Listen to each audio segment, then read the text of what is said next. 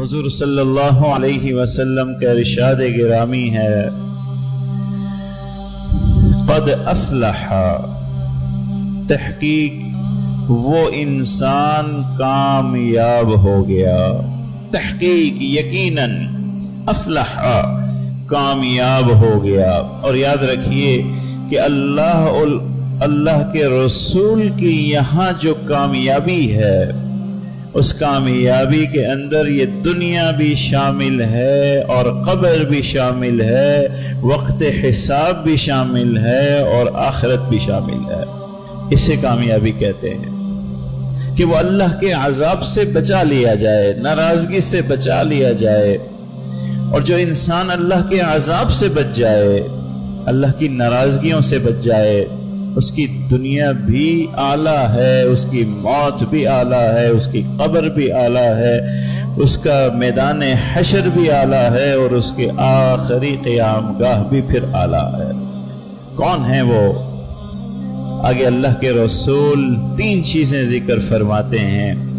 پہلی چیز ذکر فرماتے ہیں من اسلم، وہ شخص جو اسلام لے آیا، وہ انسان جو اسلام لے آیا، مسلمان ہو گیا، اس معنوں میں کہ دینداری اختیار کر لی، ایمان بھی مکمل کر لیا اور عمل میں بھی فرائض کو مکمل کرتا ہے، گناہ کبیرہ سے بچتا ہے، اور اگر کبھی گناہ ہو جاتا ہے تو فوراً اللہ کی بارگاہ میں حاضر ہو جاتا ہے، توبہ استغفار کر لیتا ہے۔ یہ ہے ایک مسلم انسان کی وہ شناخت جو اللہ اور اس کے رسول نے قائم کی ہے۔ تو من اسلم، وہ شخص جس کو اللہ ایسا اسلام نصیب کرتے۔ پھر آگے اللہ نے فرمایا وَرُزِقَ كَفَافًا، جو ایمان لے آیا، اسلام لے آیا، اور اسلام لے آنے کے بعد اس کو اتنا رزق دیا گیا کہ اسے کافی ہو گیا، اسے کافی ہو گیا۔ کیا مفہوم ہے؟ مال حلال کوئی بری چیز نہیں ہے، مال حلال کوئی بری چیز نہیں ہے، کوئی اللہ معاف کرے اللہ کی نعمت ہے، مگر مال کے ساتھ اس کے کچھ اثرات ہیں، اس کے کچھ اثرات ہیں۔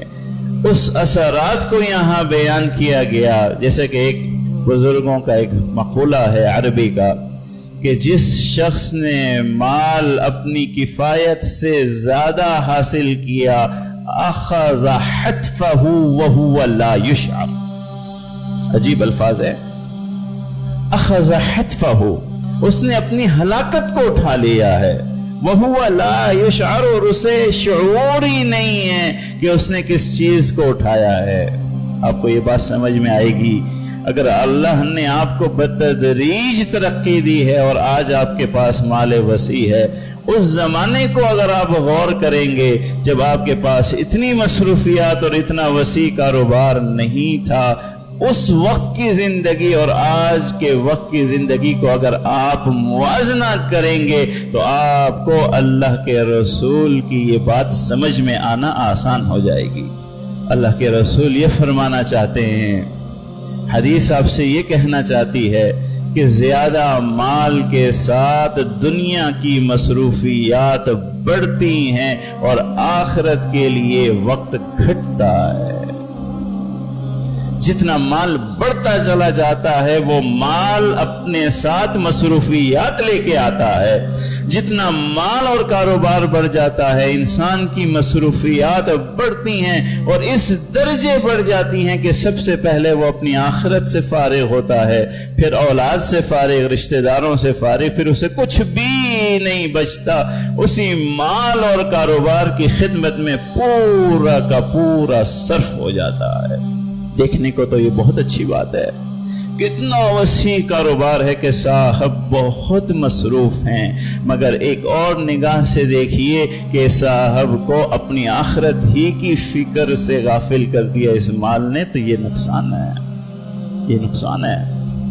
اور اگر کاروبار بقدر کفایت ہو، مختصر سمیٹا ہوا ہو، اور اس کے بعد انسان کو اتنا موقع میسر ہو وہ تہجد بھی پڑھ سکتا ہو، اشراق بھی پڑھ سکتا ہو، بچوں کو وقت بھی دے سکتا ہو، رشتہ داروں کی عیادت بھی کر سکتا ہو، تسبیح بھی کر سکتا ہو، 5 وقت مسجد میں نماز بھی پڑھ سکتا ہو، یہ وہ چیز ہے جسے اللہ کے رسول نعمت شمار کر رہے ہیں۔ یہ ہے نعمت، رزق کفافا۔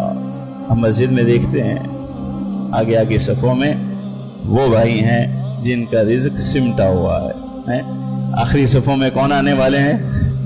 صنعت کار، بڑے بڑے مصروف لوگ۔ جتنے بڑے مصروف ہوتے جائیں گے اتنی ہی صفیں پیچھے ہوتی چلی جائیں گی۔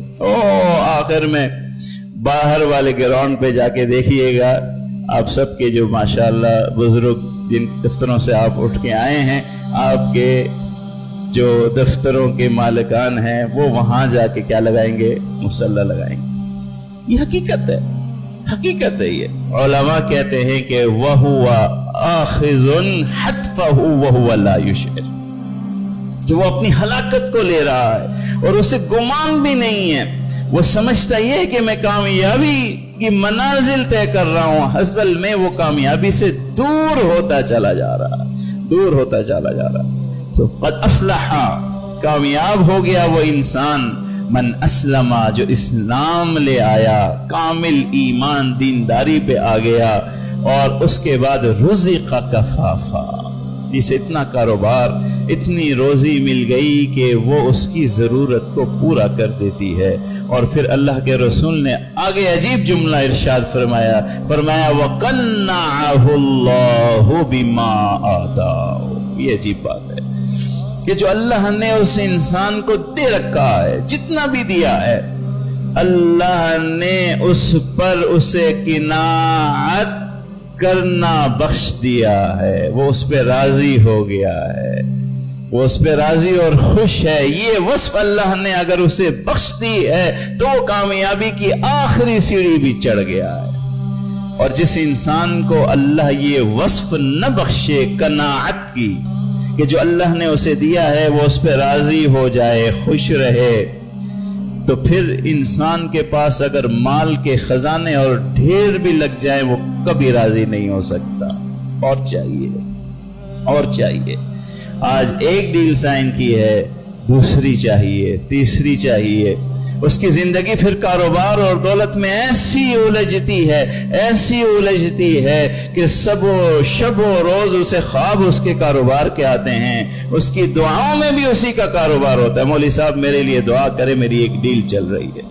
اللہ کے بندے، تجھے اپنی قبر کی بھی فکر نہیں ہے، اولاد کی بھی فکر نہیں ہے، تیری دعاؤں میں بھی تیرا کاروبار آ گیا ہے۔ کئی ایسے لوگ ہیں کوئی اور دعا سوچتی ہی نہیں ہے۔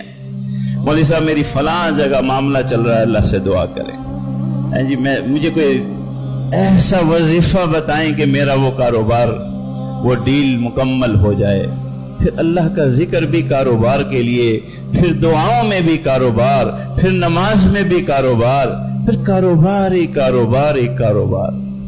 کبھی دل نہیں بھرتا، کبھی دل نہیں بھرتا، ساری زندگی اس کاروبار کو دے کے چلا جاتا ہے جو کاروبار قبر میں 1 گھنٹہ بھی اس کا ساتھ دینے والا نہیں ہے۔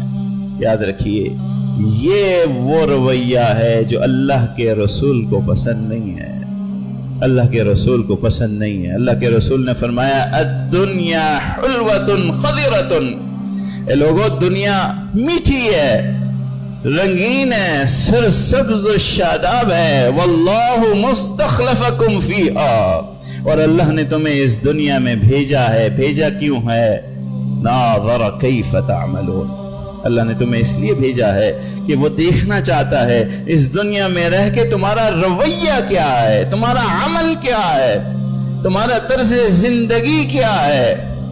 آگے اللہ کے رسول بہت بڑی نصیحت کرتے ہیں، فرماتے ہیں فاتقوا الدنیا، اے لوگو اس دنیا میں اگر کامیاب ہونا چاہتے ہو، اس راستے پہ چلنا چاہتے ہو جس راستے پہ چلتا ہوا دیکھ کر اللہ تم سے راضی ہو جائے، خوش ہو جائے، تو پھر اس دنیا میں اس طور پر رہنا کہ فاتقوا الدنیا، سب سے پہلے اس دنیا کی محبت سے بچنا، سب سے پہلے اس دنیا کو جمع کرنے اور اس کی محبت سے بچنا. اگر یہ بیماری تمہارے اندر آ گئی پھر تم ہر چیز سے فارغ ہو جاؤ گے.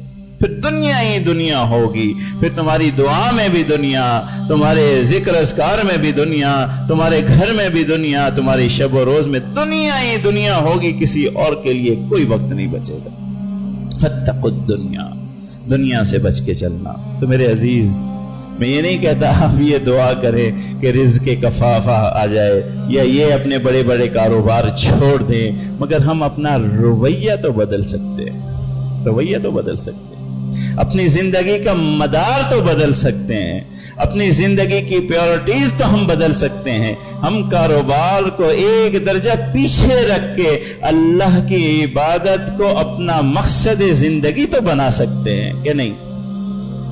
کیا کرنا ہے ان لاکھوں کو اور کروڑوں کو جب دن میں نماز پڑھنے کی بھی توفیق نہ ہو؟ ایک دن کے لیے یہ فیصلہ تو کر سکتے ہیں نا کہ اللہ کی نماز کو میں آگے لے کر کے آؤں گا, اللہ کی رضا کو میں آگے لے کر کے آؤں گا, کاروبار جو اتنا آگے بڑھ گیا ہے اسے ذرا پیچھے ہٹاؤں گا.